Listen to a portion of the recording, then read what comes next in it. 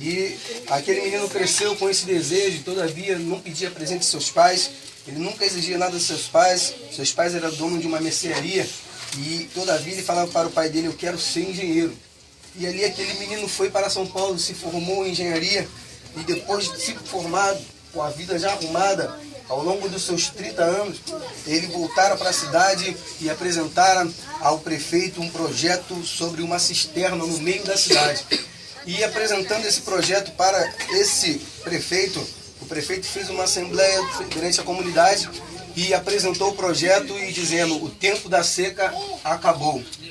E aqueles homens fizeram uma cisterna enorme, 30 por 30, de profundidade, tinha uns 10 metros de profundidade. E aqueles homens trabalharam arduamente naquela cisterna, e quando ficou pronto, depois de ter passado o impermeabilizador, ter pintado bonitinho aquela cisterna, aquele prefeito fez um comes e bebes, um coffee break no meio da praça e dissera para todos os moradores: a partir de hoje, cada um de vós terá que trazer pelo menos 5 baldes de água e jogar dentro da cisterna, porque quando chegar o tempo da seca, nós abriremos a cisterna e teremos água para suprir aos nossos filhos e os nossos animais e a nossa plantação. Bom, num passe de tempo, um chamado elipse, aquele prefeito viu umas conversações no meio da cidade, as pessoas começaram a trazer seus baldes, ou seja, o tempo da seca chegou. E quando chegar o tempo da seca, a fila se alongando de frente para a cisterna, e aquele povo chamando o prefeito, e aquele prefeito trouxe a chave que guardara sobre a sua estante e trouxe a chave, botou no cadeado, abriu a cisterna, mas quando ele olha para dentro da cisterna, ele não vê nenhuma gota d'água. Ele começa a perguntar às pessoas daquela cidade: fulano, você trouxe o teu balde de água? E o fulano disse: eu não trouxe porque eu pensei que o ciclano ia trazer. E o ciclano disse: eu não trouxe também porque eu pensei que o Beltrano ia trazer. Ou seja, todos ficaram mais uma vez na seca e morreram seus animais, seus filhos tiveram dificuldade. Ou seja, o que eu quero dizer com essa ilustração? Não espere, faça.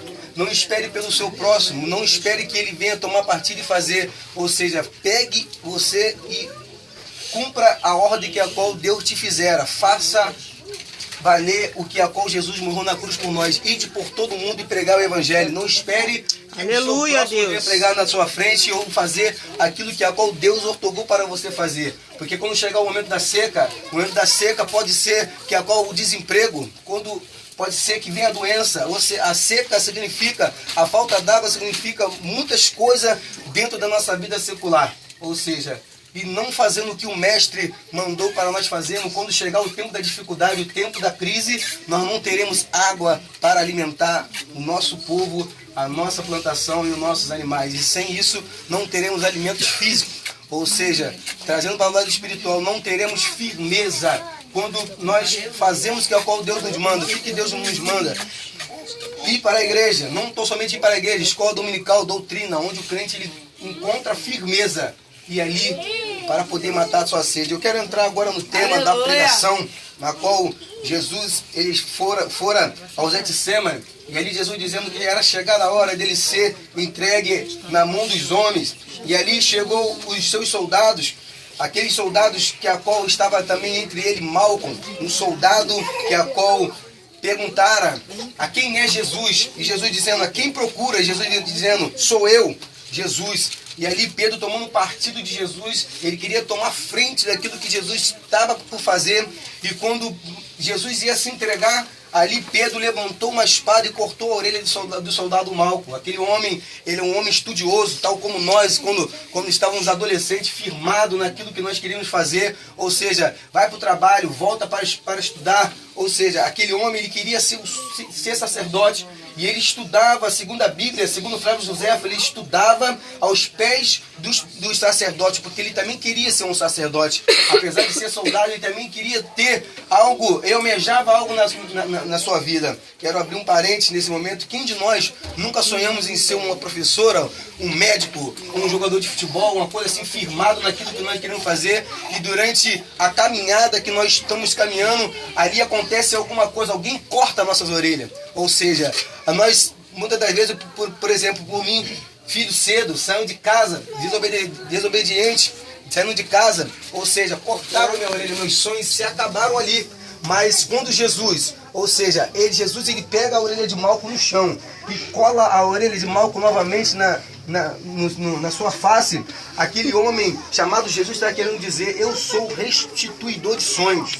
Ou seja, se alguma coisa te ofuscou a buscar, a voltar a estudar, a focar no teu futuro, no futuro dos seus filhos, eu quero te dizer que Jesus nesta manhã, ele está disposto a colar a sua orelha, ou seja, a trazer os seus sonhos de volta, a trazer aquilo que a qual tentaram ofuscar, tentaram tampar os seus poços. Jesus, nesse momento, ele está te dizendo: ainda que venham tampar os seus poços, como fizeram com Jacó, 7 vezes, mas por 7 vezes Deus te levantará novamente.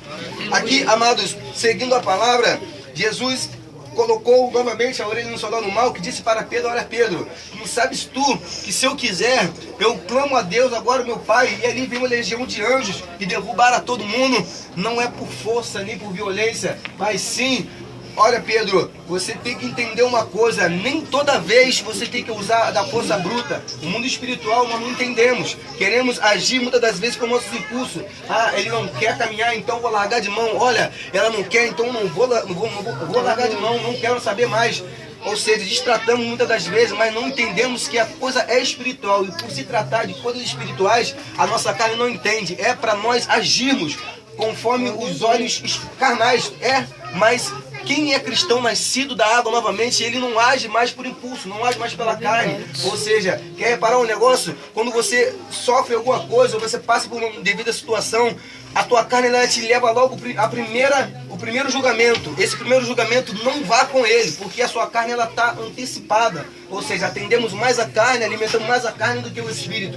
Mas quando nós oramos a Deus, ajoelhamos, oramos a Deus: Senhor, o que eu tenho que fazer? Ali vem um segundo pensamento, e esse segundo pensamento é o pensamento de Deus, é que aquele que a qual te acalmou, te fez se acalmar para poder resolver os seus problemas. E na qual Pedro não fizera neste momento. E ali, Jesus vai ao Getsêmani, é pego pelo soldado Malco, e ali é levado à cruz, ao madeiro, para ser crucificado. Jesus morre, e diz as Escrituras, e diz também os livros extras bíblicos, que quando Jesus morre, ali houve os mortos de todos os sepulcros da cidade se levantaram do túmulo e ali andaram sobre a cidade. Houve uma ventania, o véu foi rasgado de cima para baixo, 7 medidas de espessura, que havia aqueles lenços, aquelas cortinas. E ali passaram-se o tempo, todos aqueles discípulos de Jesus, ao invés de estarem andando na cidade, renovando, pregando a palavra, dizendo que Jesus, ele avisara com o tempo que ia morrer, que ia voltar e ressuscitar, eles mesmos se recuaram, ou seja, ficaram dentro das suas casas, dentro da caverna, se escondendo. Mas aqui diz a palavra que Maria Madalena, ela saiu de quê? No primeiro dia da semana, Maria Madalena foi ao sepulcro de quê? De madrugada. Aquela mulher, naquele tempo, as mulheres eram mais assíduas, eram mais perseverantes naquilo que a qual Jesus ele tratava o discípulo, mas como aqueles homens como seus discípulos, homens de confiança. Mas quem estava por trás dos bastidores é que prestava mais atenção. Aquela mulher, ela sabia e estava convicta que Jesus ia ressuscitar. Jesus falara com ela que iria ressuscitar, e era sisudo, falando todo o tempo que ele ia para o Pai, mas ia voltar. Mas aqueles homens não deram ouvido, não quiseram crer.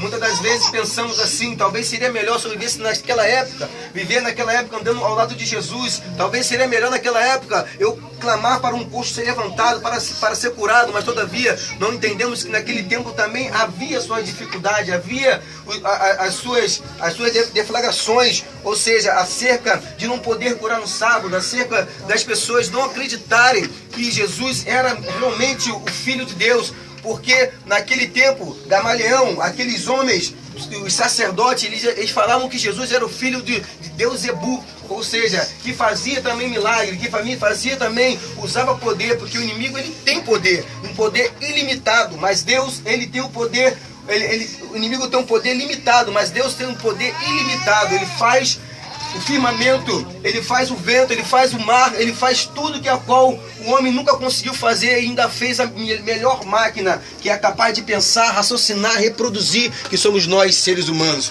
e a qual Deus, naquele momento, Jesus foi crucificado e entrara, que a qual os homens colocaram Jesus dentro do sepulcro, e ali botou dois soldados ali na porta do sepulcro, e ali com medo de que Jesus, havia um rumor de que Jesus ia ressuscitar, e ali ali dentro daquele sepulcro, havia um lenço. Jesus tinha deixado um lenço, quando aqueles homens correram para um sepulcro, e ali João, um homem chegado, Jesus amava João. João não era um dos discípulos, João era apenas um homem que seguia Jesus, depois que ele viera a ser, ao qual, segundo o livro Extras Bíblico, num lugar de Judas, que a qual ele traíra Jesus, e ali Jesus estava ali com o seu corpo velado, e ali aquela mulher chega para poder ir até a porta do sepulcro, para poder visitar Jesus. Por que aquela mulher, ela constantemente ia ao sepulcro? Porque há cerca de 430 anos, se voltarmos atrás, o povo de Israel estava no Egito,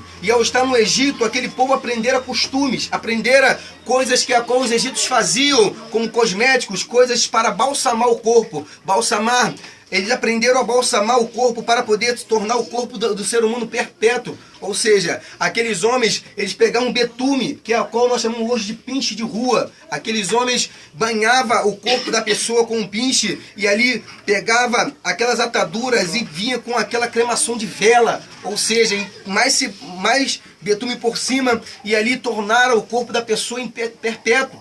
E ali, amados, quando Maria Madalena, ela pega e vai novamente ao sepulcro, porque estava com pendências. Ela queria tapar as suas pendências. Os seus trabalhos não poderiam ficar com pendência. E segundo os livros extras bíblicos, aquela mulher, ela só balsamou do pescoço para baixo. Ela não chegou a balsamar o rosto de Jesus. Então ela, para não poder ficar com falta dos seus afazeres, ou seja, com pendência naquilo que a qual foi otorgada para ela no ministério dela, ela voltara para poder fazer isso de novo. Quanto de nós, amados, não tampamos as nossas brechas, não trabalhamos para poder ficar com pendência no reino de Deus, deixamos as coisas para depois, para fazer depois, amanhã eu faço, e nunca acaba de fazer. Ou seja, aquela mulher, ela estava convicta que queria terminar o seu trabalho, a sua parte, na qual Jesus tirara ela também daquele ato pecaminoso, quando lançaram aquela mulher de frente a Jesus, querendo testar Jesus. Olha, homem, filho do homem, esta mulher foi pega num ato de adultério, e aquela mulher foi jogada no chão, e Jesus calmamente, num período de calmo, ele parou e se ajoelhou no chão e começou a desenhar no chão. Ou seja, aquele homem, ele estava trazendo calma num momento de tribulação, num momento de confusão. E quando nós vemos o mundo de nós, amado, quando não estamos no lado espiritual, vemos que quando vemos uma confusão, algo para poder apaziguarmos, muitas das vezes tacamos mais fogo, ou seja, colocamos querosene, que é um fator químico que aumenta o fogo, colocamos álcool ainda mais para poder tentar apaziguar, mas sem o conhecimento não apaziguamos. Porque, amado, quando Jesus ele começa a desenhar no chão, ele está dizendo, neste momento temos que ter calma. Nada podemos agir com nossos impulsos, com o que queremos fazer no momento, ou seja, é o segundo pensamento. O segundo pensamento ele é muito melhor do que o primeiro, porque quando agimos com a cabeça quente, é o primeiro pensamento. A primeira coisa que vem na cabeça, eu vou jogar a panela. A primeira coisa que vem no momento, eu vou largar tudo. Eu vou sair de casa, eu não aguento mais, eu vou largar esse trabalho. Ou seja, mas quando nós chegamos em casa, tomamos um banho, ajoelhamos lá diante do Senhor, Senhor, o que eu tenho que fazer? Ali vem o segundo pensamento, o pensamento de Deus. Porque a Bíblia mesmo diz que a glória da segunda casa é maior do que a primeira.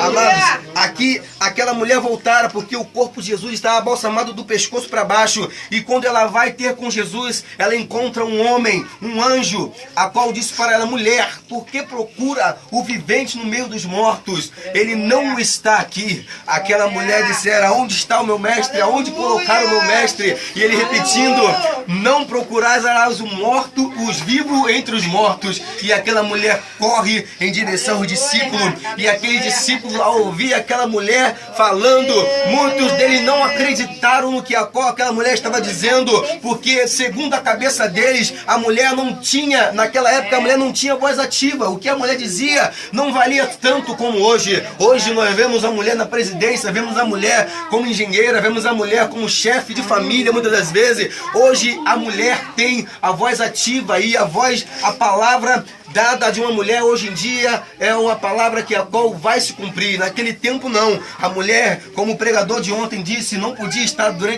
perante a sociedade no seu período pré-menstrual. A mulher não poderia estar no meio da sociedade, não poderia tocar. Hoje a mulher, ela conseguiu um espaço exuberante, um espaço privilegiado perante a sociedade, porque ela é uma mulher de Deus.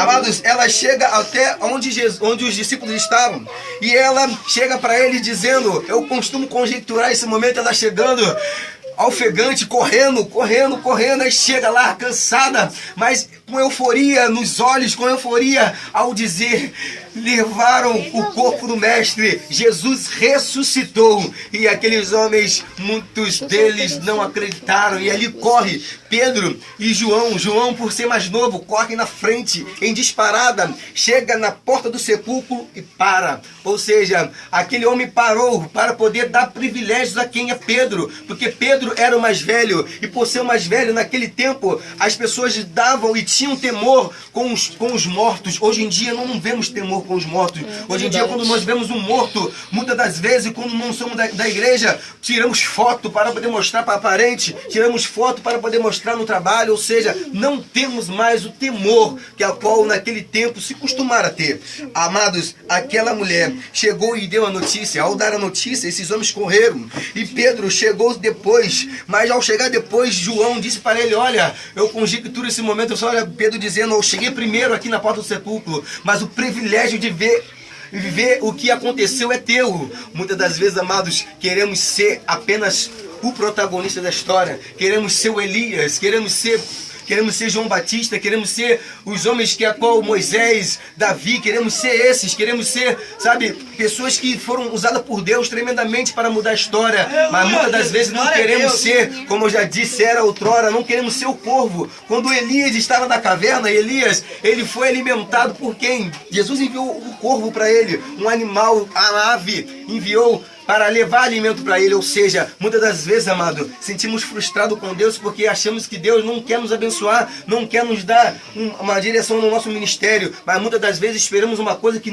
Deus não vai fazer por nós, porque Deus dá o frio conforme o cobertor, Deus dá o frio conforme a lã do teu cobertor, Ele não vai dar um frio além do que o seu cobertor possa suportar. Então, muitas das vezes, você não vai ser o protagonista da história, você não vai ser o principal ator da história, você vai ser o coadjuvante, você vai ser o corvo, você vai ser aquele que vai levar o alimento para aquele que está na caverna desanimado, você vai ser usado por Deus para levar uma palavra amiga, um incentivo. Você não vai ser usado como Davi, mas você vai ser usado como Jonatas, você não vai ser usado como Paulo, mas você vai ser usado como Silas, ou seja, como Timóteo. Muitas das vezes queremos ser o que Deus não quer que nós sejamos, ou seja, queremos nesta manhã que Deus abra o nosso entendimento e, Senhor, faça-se cumprir o que o Senhor tem para fazer da minha vida, e assim seja a tua palavra. Amados, ali Pedro entrou no sepulcro, e quando Pedro entrou no sepulcro, quando automaticamente, segundo o livro de Flávio Josefo, ele olha, ele dá um passe, olha para o canto, e quando ele olha para o canto, ele vê um lenço dobrado, num lugar à parte. Eu já preguei sobre isso, sobre acerca do lenço, mas eu não quero enfatizar acerca do lenço, eu quero enfatizar, amados, sobre a qual esse homem, que a qual creu depois que Jesus deixara o lenço, ou seja, quando nos costumes judeus, quando nós entramos numa casa, quando somos missionários, ou seja, homens que estamos indo para uma cidade pregar a palavra, ou seja, nos tempos antigos as pessoas andavam milhas e milhas, ou seja, para poder chegar a um culto ou chegar em outra cidade a pé, amados. E ali, aquelas pessoas, elas costumavam a se hospedar nas casas das pessoas, tal como Elias. Quando Elias passava durante a cidade, havia uma mulher que não poderia ter filho, e ela dissera, ali vai um homem de Deus. E tanto que ele passava para lá e passava para cá, cumprindo os desígnios de Deus, aquela mulher resolveu o quê? Fazer uma casa, um quartinho, o quartinho do profeta. Ali, amados, eu quero te dizer nesta manhã que muitas das vezes, amado, quando nós se hospedamos na casa de algumas pessoas, e segundo a escritura dos livros extras bíblicos, aquele homem, o chefe da casa, ele te dava um lenço inteiro assim, sem estar dobrado. E segundo os costumes judeus, quando eu saía da tua casa e botava ali o lenço de qualquer maneira, jogado no chão, ali significaria que teu filho, ou a tua filha, ou a tua esposa, ou teu esposo, sabe, me tratara mal a minha família, zombava da minha família, ou destratava os meus. Ali, aquele chefe de família, ele olhava aquele lenço, e eu conjecturo neste momento, dizendo, o que você fez, filho? O que você fez com o filho dela? Que ele botou esse lenço assim de qualquer maneira? Ou seja, não tratamos aquela família de uma maneira que a qual Deus nos manda, amarás o teu próximo como a ti mesmo. Ou seja, e quando aquela família pegava o lenço, dava o lenço na mão da família que foi hospedada na sua casa e sairia para fora para esperar a decisão, ou seja, de que forma o lenço estaria sobre o lugar. Ou seja, quando o lenço estava dobrado direitinho, no lugar à parte, estava querendo dizer, eu gostei de estar com vocês, eu gostei de estar aqui, porque você me tratou bem, a sua mulher me tratou bem, o seu filho, a sua filha me trataram bem, o seu esposo, não conheço igual como eles, porque eles me trataram bem. O que Jesus quis dizer, naquele momento, quando Pedro entrou juntamente com outro discípulo, Jesus disse, eu gostei de estar no meio de vocês e irei voltar, irei ter com o Pai, mas voltarei.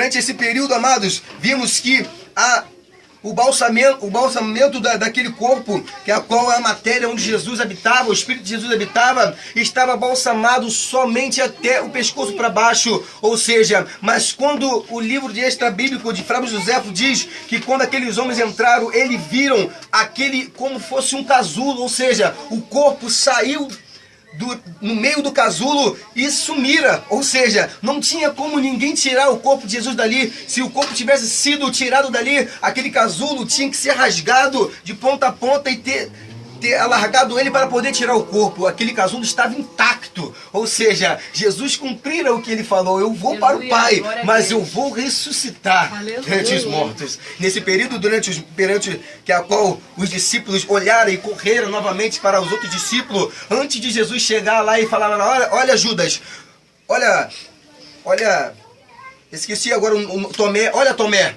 toque nas minhas mãos, para que creia. Ou seja, nesse período, durante 3 dias, que Jesus ficara sobre esta prisão espiritual, Jesus foi ao inferno. Ali, quando Jesus chegou ao inferno, ali haveria já uma festa que a qual durou 3 dias. E perante ao mundo que nós vivemos hoje, qual festa da carne que hoje se dura 3 dias e no 4º dia é o recesso? É o carnaval. O carnaval ali, ele foi o momento que a qual os homens da terra eles estavam fazendo festa para aquele homem que a qual foi solto e Jesus não. Barrabás. Aqueles homens na terra eles estavam fazendo uma festa durante 3 dias porque Barrabás foi solto, um homem que era cruel, um homem que alcançava os seus resultados pelo primeiro pensamento, ou seja, pensamento de luta, pensamento de guerra, mas a qual aquele homem alcançava sempre as suas vitórias, as suas virtudes, através desse primeiro pensamento, e a qual Jesus estava ali 3 dias, e quando chegaram no final do 3º dia, aqueles demônios lá no inferno fazendo aquela festa toda, Jesus se levanta, e quando se cumpriu o 3º dia, Jesus se levanta e fala para ele, me dá, todo o poder foi me dado no céu e na terra, e ali Jesus tomou a chave do inferno. E agora, amados, abre um parênteses na tua mente, e logo após feche, depois do que eu dizer isso, amados, que chave é entregue na mão do rei Momo, que a qual é a chave da cidade, aquela chave que Jesus tomara no sentido figurado do espiritual, foi a chave que dera na mão de Barrabás, que hoje significa, traduzindo, rei Momo. Ou seja, Jesus chega no inferno e fala, me dá, todo o poder foi me dado no céu e na terra. Podemos ver, amados, que Jesus, ele não tinha todo o poder no céu e na terra antes dele morrer, antes dele se decidir mesmo de que iria cumprir a qual que Deus dissera para ele cumprir. Ou seja, Jesus, ele disse, todo o poder foi me dado no céu e na terra, no momento que quando ele ressuscitou, ou seja, e ele chegara do céu, ia ter com o Pai, e tendo com o Pai, aquele homem desce, a qual, para chegar onde está os discípulos novamente, e quando ele chega lá ao discípulo, há um cochicho, há um conflito de mente, dizendo que não é, mas não é, Jesus não foi, Jesus foi roubado, e aqueles homens quando vê o Espírito de Deus entrando sobre a sua sala, e dizendo para ele, paz seja convosco, e chama